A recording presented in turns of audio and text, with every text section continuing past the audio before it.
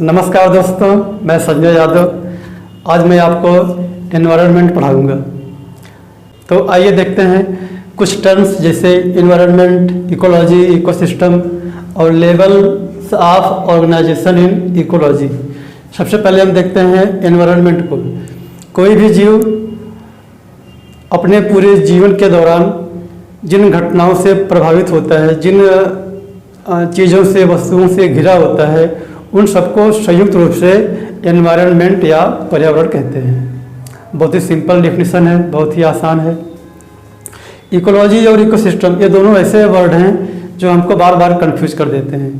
कभी कभी बच्चे इसको एक मान बैठते हैं, लेकिन दोनों में डिफरेंस है। तो आइए देखते हैं।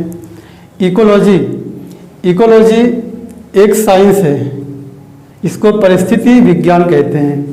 यह भूगोल की एक ब्रांच है, एक शाखा है। इसमें दो तरह के जीव या कई तरह के जीव आपस में एक दूसरे से कैसे इंटरेक्ट करते हैं, साथ में वे पर्यावरण से किस तरह से संबंधित होते हैं, इसका साइंटिफिक स्टडी करते हैं, यानी वैज्ञानिक अध्ययन करते हैं। तो इकोलॉजी में जीवों के बारे में और उनका पर्यावरण से संबंध के बारे में अध्ययन किया जाता है, यह एक विज्ञान है। और इसमें इकोसिस्टम में क्या होता है, इकोसिस्टम एक बहुत बड़ा जगह होता है, एक प्लेस है। यह एक विज्ञान है, एक साइंस है, एक भूगोल की ब्रांच है। और इकोसिस्टम एक जगह होता है, एक यूनिट है, एक इकाई है जिसमें कई तरह के जीव आपस में निर्भर होते हुए जीवन बिताते हैं। तो ये एक जगह है, एक यूनिट है। इन दोनों में ये अंतर है। और ये इकोलॉजी को अर्नेस्ट हैकेल ने नाम दिया था, इकोसिस्टम को आर्थर जी टांसली ने नाम दिया था। ये बार बार पूछता है एग्जाम में कि इकोलॉजी को नाम किसने दिया था या फिर इकोसिस्टम का नाम किसने दिया था। इसको शॉर्ट में टांसली भी कहते हैं। तो इकोसिस्टम का नाम टांसली ने दिया था और इकोलॉजी का नाम अर्नेस्ट हैकेल ने दिया था। इसको हिंदी में पारिस्थितिकी तंत्र या पारितंत्र कहते हैं। यह एक तंत्र है, एक सिस्टम है, एक इकाई है, एक बड़ा सा प्लेस होता है, जगह होता है। और यह एक विज्ञान की शाखा है, एक विज्ञान है। इसमें साइंटिफिक स्टडी की जाती है। तो दोनों में काफ़ी अंतर है। आप इसको अच्छे से समझ गए होंगे, ऐसा मुझे उम्मीद है। फिर भी अगर आप नहीं समझे हैं तो आप कमेंट करके पूछ सकते हैं।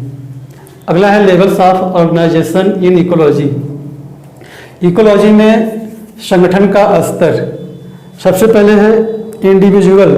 अगर कोई एक जीव जाति है उसको हम जाति कहते हैं, एक जीव कहते हैं।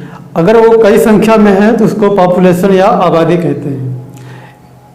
अगर एक जीव है तो वो एक जीव हो गया, अगर कई संख्या में है तो पॉपुलेशन आबादी हो गई।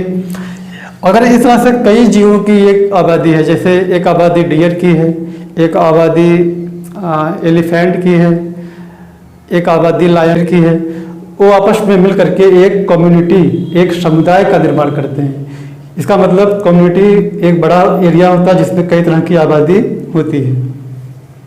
इस तरह से कई तरह की कम्युनिटी या समुदाय आपस में मिल करके एक इकोसिस्टम का निर्माण करते हैं।